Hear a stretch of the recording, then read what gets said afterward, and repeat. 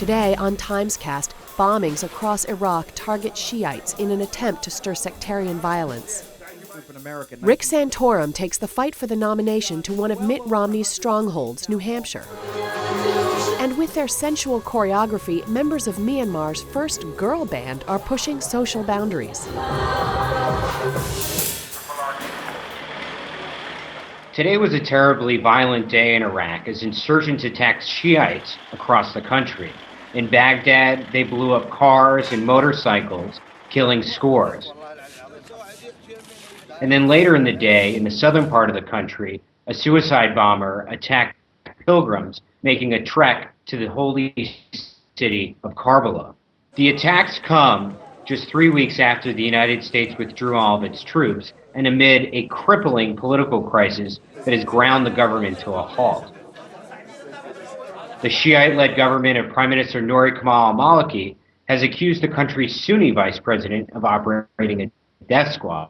Those accusations led the country's Sunnis to accuse the government of trying to marginalize them. The attacks appeared aimed at trying to incite Shiites and Sunnis to fight each other like they did at the height of the sectarian conflict in 2007. It remains to be seen whether these attacks will lead Sunnis and Shiites to begin attacking each other once again. We've raised as much money today as we did, how am I going to 50% of all the money we've raised to date, we raised today. So we're here in New Hampshire 5 days before the Republican presidential primary, where Rick Santorum is trying to build on his strong finish in Iowa. He raised more than $1 million in his first day, but now he's trying to build a campaign organization on the fly. As his aides do that, he is pressing a message of economic populism. He's urging voters to listen to his message of economic liberties and freedom. He's going beyond his social conservative message that got him to this point. Ladies and gentlemen, people don't elect a president because of the checklist of issues. They elect a leader that they trust. He's reminding voters that he's from Pennsylvania. He was elected way back in 1990 when no one thought he could be. He's striking a blue-collar message, but he's also trying to pop the conventional wisdom that Mitt Romney is the most electable candidate in the race. I love this issue that I hear all the time. Oh, this certain candidate is the most electable. What would give you that impression? When has that candidate ever run as a conservative and gotten any votes? Some Republicans wonder why he's here in New Hampshire at all. Why didn't he go straight to South Carolina? That was a lesson that Mike Huckabee said he wished he would have done back in 2008 after he won the Iowa caucuses. But advisors to Senator Santorum tell me that they believe that you have to compete in every state. We're going to go out and show on a very short time frame here in New Hampshire that we will have what it takes to get the momentum and to raise our numbers up and to see that we're the kind of candidate that the people of New Hampshire can rally behind. After two presidential debates here over the weekend, Senator Santorum is planning to take a quick detour to South Carolina on Sunday to start setting up his ground game for the state's January 21st primary. But the next stop in this Republican nominating contest remains here in New Hampshire.